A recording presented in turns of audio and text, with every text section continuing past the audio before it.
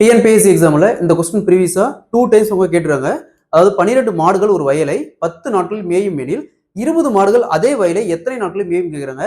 So time and ஒர்க்ல இந்த model சமைக்கிறாங்களா எப்படி குயிக்காக சால்வ் பண்ணது பார்க்கலாம். அதுக்கு முன்னாடி நம்முடைய அகாடமியில் 2026 ஆண்டு வரக்கூடிய TNPSC group 4, group 2, group 2A அதே மாதிரி குரூப் 1 அது மட்டும் இல்லாமல் டிஎன்பிஎஸ்சி டிபார்ட்மெண்ட் எக்ஸாமுக்கான எஸ்பெஷலி மேக்ஸ் அண்ட் ரீசனிங்னு தனியாக online live classes test batch போயிட்டு இருக்கு.